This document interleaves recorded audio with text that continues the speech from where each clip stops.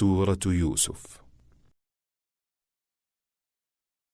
أعوذ بالله من الشيطان الرجيم. بسم الله الرحمن الرحيم. ألف لام را، تلك آيات الكتاب المبين. إنا أنزلناه قرآنا عربيا لعلكم تعقلون. نحن نقص عليك أحسن القصص بما أوحينا إليك هذا القرآن وإن كنت من قبله لمن الغافلين. إذ قال يوسف لأبيه يا أبت إني رأيت 11 كوكبا والشمس والقمر رأيتهم لي ساجدين. قال يا بني لا تقصص رؤياك على إخوتك فيكيدوا لك كيدا إن الشيطان للإنسان عدو مبين. وكذلك يجتبيك ربك ويعلمك من تأويل الأحاديث ويتم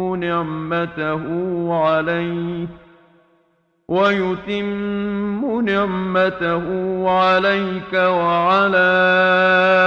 آل يعقوب كما أتمها على أبويك من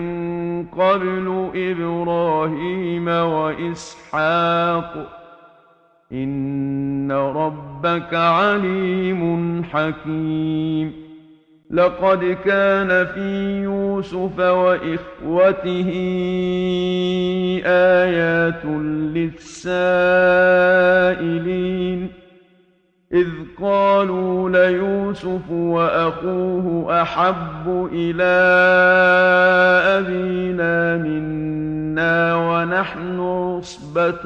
إن أبانا لفي ضلال مبين. اقتلوا يوسف أو اطرحوه أرضا يخل لكم وجه أبيكم وتكونوا من بعده قوما صالحين. قال قائل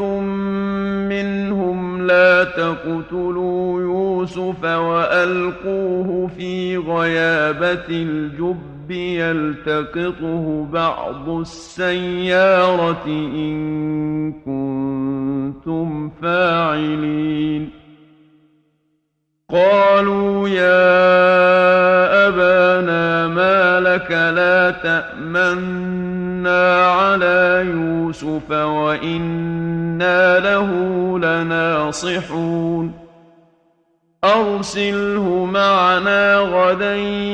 يرتع ويلعب وإنا له لحافظون. قال إني ليحزنني أن تذهبوا به وأخاف أن يأكله الذئب وأنتم عنه غافلون. قالوا لئن أكله الذئب ونحن عصبة إنا إذا لخاسرون. فلما ذهبوا به وأجمعوا أن يجعلوه في غيابة الجب وأوحينا إليه لتنبئنهم بأمرهم هذا وهم لا يشعرون. وجاءوا عشاء يبكون قالوا يا أبانا إنا ذهبنا نستبق وتركنا يوسف عند متاعنا فأكله الذئب وما أنت بمؤمن لنا ولو كنا صادقين وجاءوا على قميصه بدم كذب قال بل سولت لكم أنفسكم أمرا فصبر جميل والله المستعان على ما تصفون وجاءت سيارة فأرسلوا واردهم فأدلى دلوه قال يا بشرى هذا غلام وأسروه بضاعة والله عليم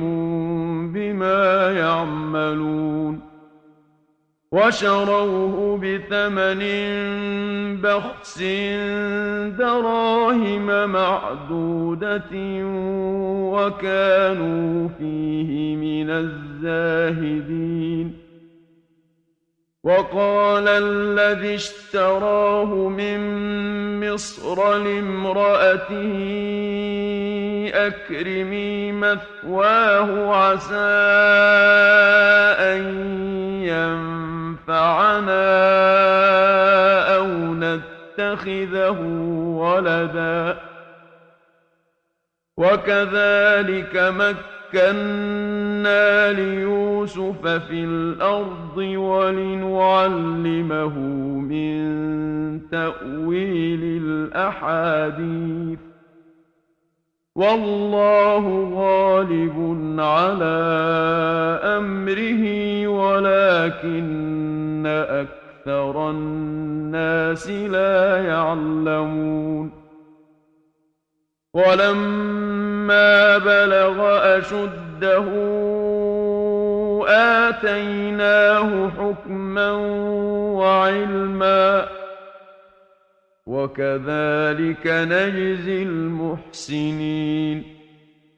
وراودته التي هو في بيتها عن نفسه وغلقت الأبواب وقالت هيت لك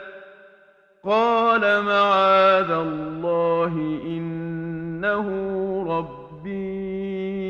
أحسن مثواي إنه لا يفلح الظالمون ولقد همت به وهم بها لولا أن رأى برهان ربه كذلك لنصرف عنه السوء والفحشاء إنه من عبادنا المخلصين واستبق الباب وقدت قميصه من دبر وألف يا سيدها لدى الباب قالت ما جزاء من أراد بأهلك سوءا إلا أن يسجن أو عذاب أليم قال هي راودتني عن نفسي وشهد شاهد من أهلها إن كان قميصه قد من قبل فصدقت وهو من الكاذبين وإن كان قميصه قد من دبر فكذبت وهو من الصادقين. فلما رأى قميصه قد من دبر قال إنه من كيدكن إن كيدكن عظيم. يوسف أعرض عن هذا واستغفري لذنبك إنك كنت من الخاطئين. وقال نسوة في المدينة امرأة العزيز تراود فتاها عن نفسه قد شغفها حبا إنا لنراها في ضلال مبين. فلما سمعت بمكرهن أرسلت إليهن وأعتدت لهن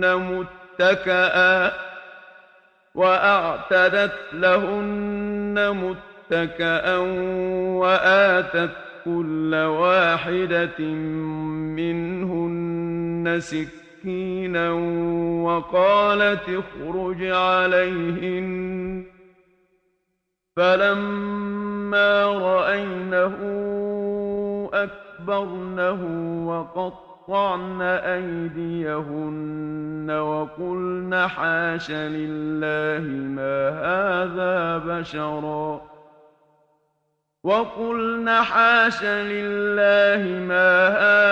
بشرا إن هذا إلا ملك كريم. قالت فذلكن الذي لمتنني فيه ولقد راودته عن نفسه فاستعصم ولئن لم يفعل ما آمره ليسجنن وليكونن من الصاغرين. قال رب السجن أحب إلي مما يدعونني إليه وإلا تصرف عني كيدهن أصب إليهن وأكن من الجاهلين. فاستجاب له ربه فصرف عنه كيدهن إنه هو السميع العليم. ثم بدا لهم من بعد ما رأوا الآيات ليسجننه حتى حين. ودخل معه السجن فتيان قال أحدهما إني أراني أعصر خمرا وقال الآخر إني أراني أحمل فوق رأسي خبزا تأكل الطير منه نبئنا بتأويله إنا نراك من المحسنين. قال لا يأتيكما طعام ترزقانه إلا نبأتكما بتأويله قبل أن يأتيكما ذلكما مما علمني ربي إني تركت ملة قوم لا يؤمنون بالله وهم بالآخرة هم كافرون. واتبعت ملة آبائي إبراهيم وإسحاق ويعقوب ما كان لنا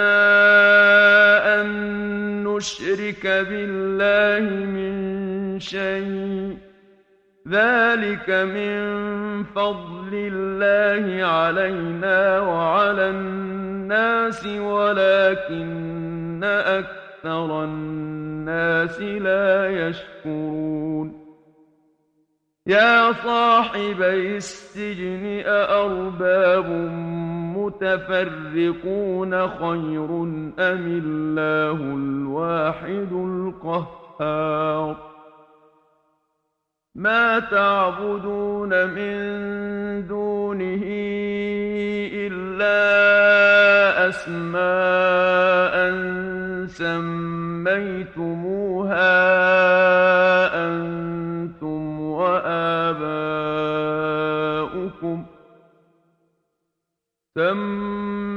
سميتموها أنتم وآباؤكم ما أنزل الله بها من سلطان إن الحكم إلا لله أمر ألا تعبدوا إلا إياه ذلك الدين القيم ولكن أكثر الناس لا يعلمون يا صاحبي السجن أما أحدكما فيسقي ربه خمرا وأما الآخر فيصلب فتأكل الطير من رأسه قضي الأمر الذي فيه تستفتيان وقال للذي ظن أنه ناج منهما اذكرني عند ربك فأنساه الشيطان ذكر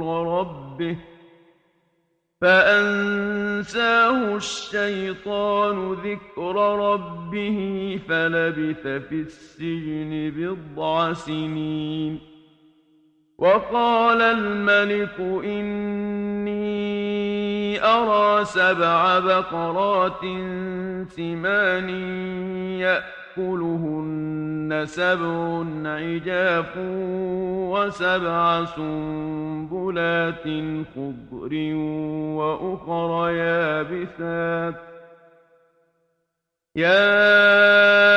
أيها الملأ أفتوني في رؤياي إن كنتم للرؤيا تعبرون قالوا أضغاث أحلام وما نحن بتأويل الأحلام بعالمين وقال الذي نجا منهما وادكر بعد أمة أنا أنبئكم بتأويله فأرسلون يوسف أيها الصديق أفتنا في 7 بقرات سمان يأكلهن 7 عجاف و7 سنبلات خضر وأخر يابسات لعلي أرجع إلى الناس لعلهم يعلمون قال تزرعون 7 سنين دأبا فما حصدتم فذروه في سنبله إلا قليلا مما تأكلون ثم يأتي من بعد بعد ذلك 7 شداد يأكلن ما قدمتم لهن إلا قليلا مما تحصنون ثم يأتي من بعد ذلك عام فيه يغاث الناس وفيه يعصرون وقال الملك ائتوني به فلما جاءه الرسول قال ارجع إلى ربك فاسأله ما بال النسوة اللاتي قطعن أيديهن إن ربي بكيدهن عليم قال ما خطبكن إذ راوتن يوسف عن نفسه قلن حاش لله ما علمنا عليه من سوء قالت امرأة العزيز الآن حصحص الحق أنا راودته عن نفسه وإنه لمن الصادقين ذلك ليعلم أني لم أخنه بالغيب وأن الله لا يهدي كيد الخائنين وما أبرئ نفسي إن النفس لأمارة بالسوء إلا ما رحم ربي إن ربي غفور رحيم وقال الملك ائتوني به أستخلصه لنفسي فلما كلمه قال إنك اليوم لدينا مكين أمين قال اجعلني على خزائن الأرض إني حفيظ عليم وكذلك مكنا ليوسف في الأرض يتبوأ منها حيث يشاء نصيب برحمتنا من نشاء ولا نضيع أجر المحسنين ولأجر الآخرة خير للذين آمنوا وكانوا يتقون وجاء إخوة يوسف فدخلوا عليه فعرفهم وهم له منكرون ولما جهزهم بجهازهم قال ائتوني بأخ لكم من أبيكم ألا ترون أني أوفي الكيل وأنا خير المنزلين فإن لم تأتوني به فلا كيل لكم عندي ولا تقربون قالوا سنراود عنه أباه وإنا لفاعلون وقال لفتيانه اجعلوا بضاعتهم في رحالهم لعلهم يعرفونها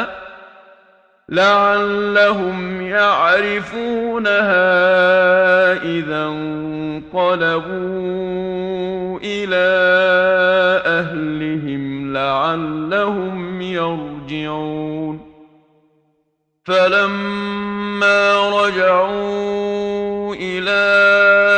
أبيهم قالوا يا أبانا منع منا الكيل فأرسل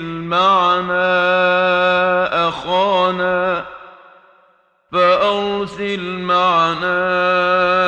أخانا نكتل وإنا له لحافظون قال هل آمنكم عليه إلا كما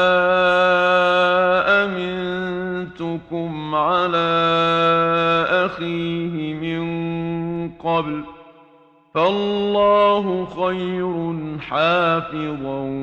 وهو أرحم الراحمين ولما فتحوا متاعهم وجدوا بضاعتهم ردت إليهم قالوا يا أبانا ما نبغي هذه بضاعتنا ردت إلينا ونمير أهلنا ونحفظ أخانا ونزداد كيل بعير ذلك كيل يسير قال لن أرسله معكم حتى تؤتون موثقا من الله لتأتونني به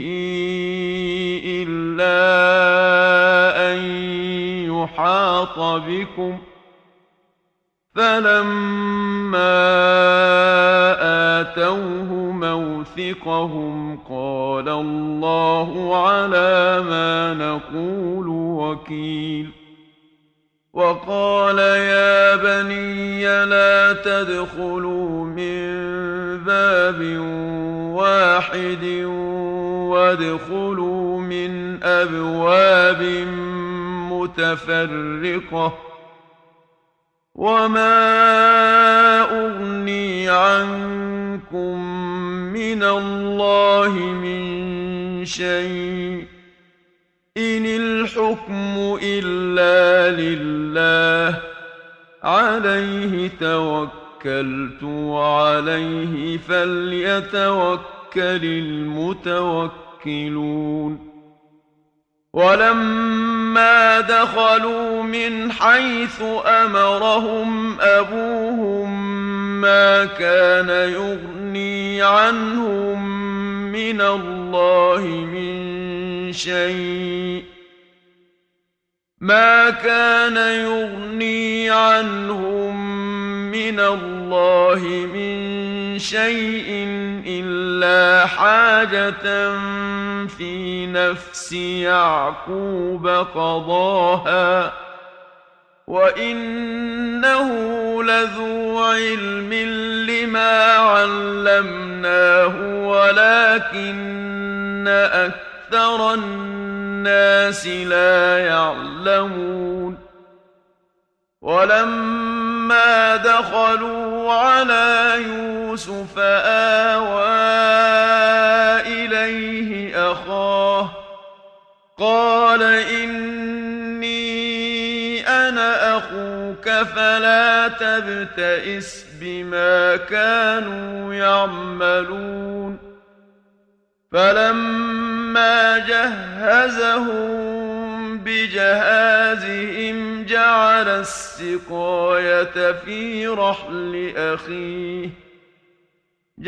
السقاية في رحل أخيه ثم أذن مؤذن أيتها العير إنكم لسارقون قالوا وأقبلوا عليهم ماذا تفقدون قالوا نفقد صواع الملك ولمن جاء به حمل بعير وأنا به زعيم قالوا تالله لقد علمتم ما جئنا لنفسد في الأرض وما كنا سارقين قالوا فما جزاؤه إن كنتم كاذبين قالوا جزاؤه من وجد في رحله فهو جزاؤه كذلك نجزي الظالمين فبدأ بأوعيتهم قبل وعاء أخيه ثم استخرجها من وعاء أخيه كذلك كدنا ليوسف ما كان ليأخذ أخاه في دين الملك إلا أن يشاء الله نرفع درجات من نشاء وفوق كل ذي علم عليم قالوا إن يسرق فقد سرق أخ له من قبل فأسرها يوسف في نفسه ولم يبدها لهم قال أنتم شر مكانا والله أعلم بما تصفون قالوا يا أيها العزيز إن له أبا شيخا كبيرا فخذ أحدنا مكانه إنا نراك من المحسنين قال معاذ الله أن نأخذ إلا من وجدنا متاعنا عنده إنا إذا لظالمون فلما استيئسوا منه خلصوا نجيا قال كبيرهم ألم تعلموا أن أباكم قد أخذ عليكم موثقا من الله ألم تعلموا أن أباكم قد أخذ عليكم موثقا من الله ومن قبل ما فرطتم في يوسف فلن أبرح الأرض حتى يأذن لي أبي أو يحكم الله لي وهو خير الحاكمين ارجعوا إلى أبيكم فقولوا يا أبانا إن ابنك سرق وما شهدنا إلا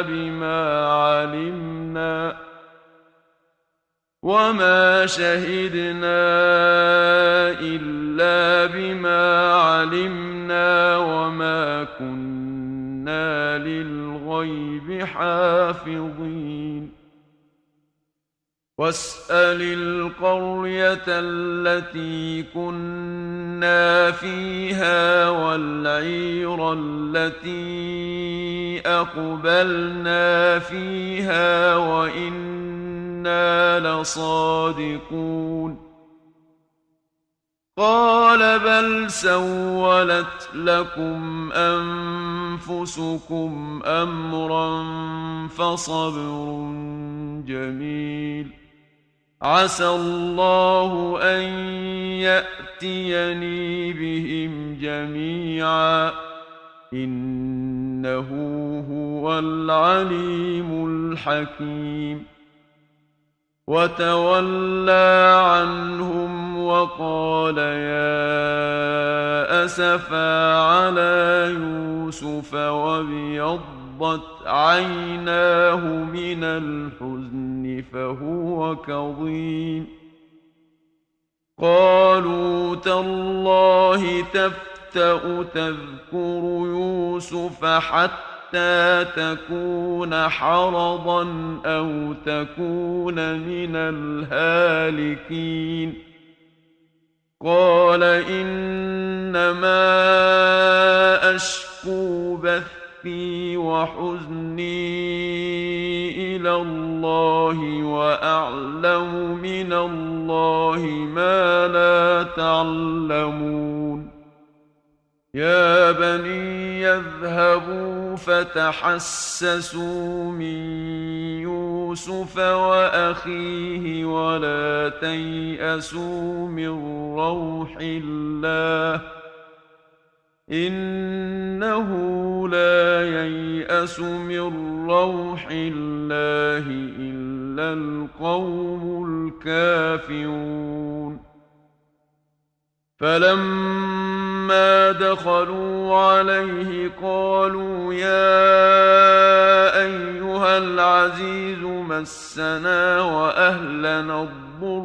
وجئنا ببضاعة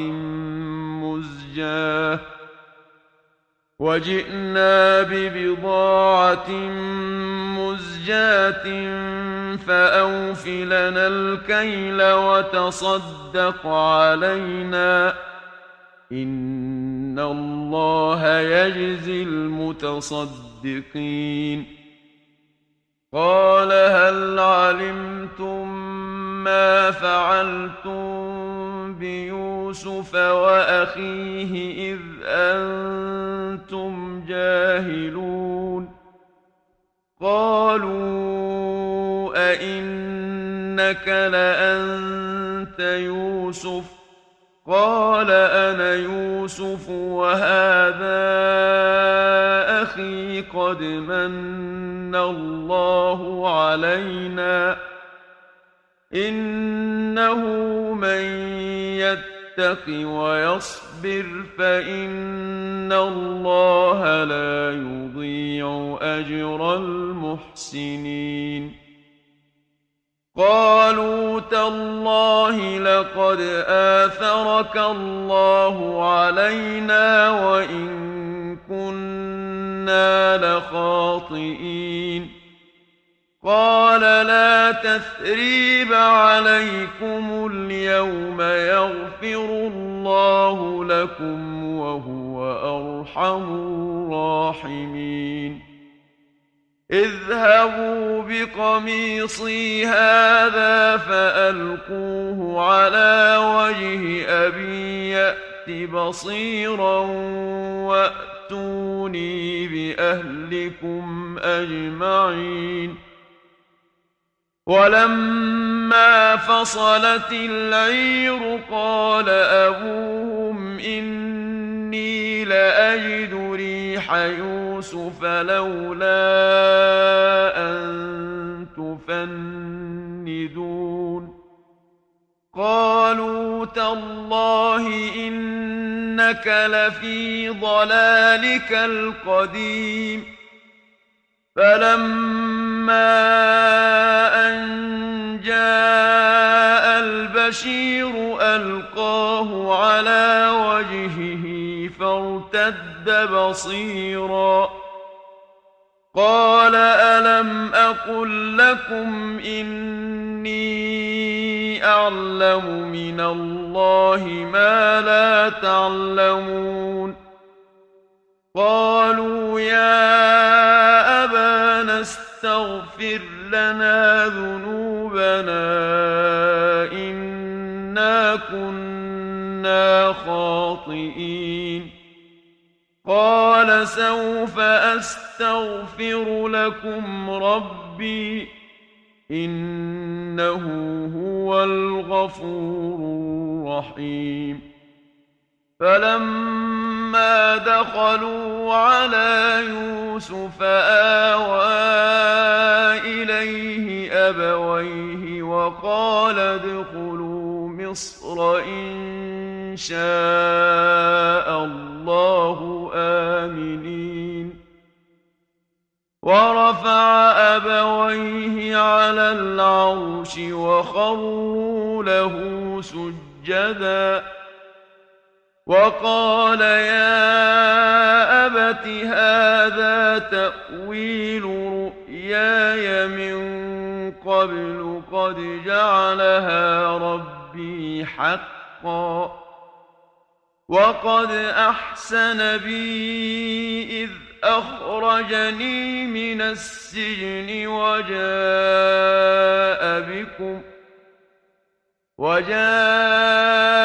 بكم من البدو من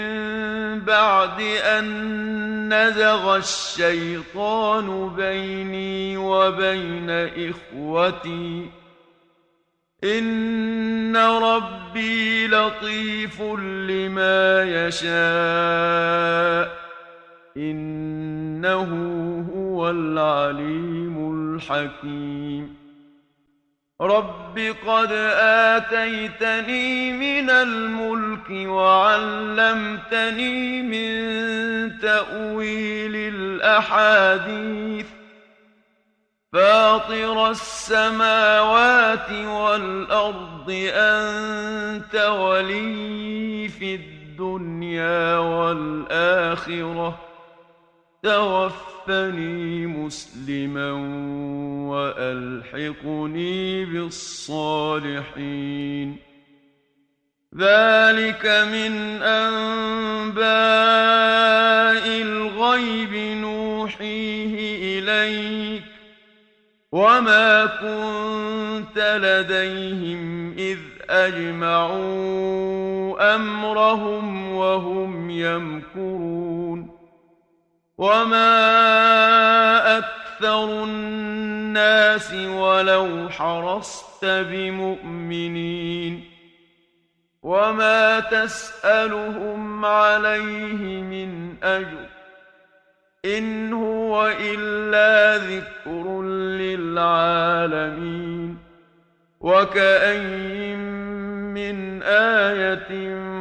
في السماوات والأرض يمرون عليها وهم عنها معرضون وما يؤمن أكثرهم بالله إلا وهم مشركون أفأمنوا أن تأتيهم غاشية من عذاب الله أو تأتيهم الساعة بغتة وهم لا يشعرون قل هذه سبيلي أدعو إلى الله على بصيرة أنا ومن اتبعني وسبحان الله وما أنا من المشركين وما أرسلنا من قبلك إلا رجالا نوحي إليهم من أهل القرى أفلم يسيروا في الأرض فينظروا كيف كان عاقبة الذين من قبلهم ولدار الآخرة خير للذين اتقوا أفلا تعقلون حتى إذا استيأس الرسل وظنوا أنهم قد كذبوا جاءهم نصرنا فنجي من نشاء ولا يرد بأسنا عن القوم المجرمين لقد كان في قصصهم عبرة لأولي الألباب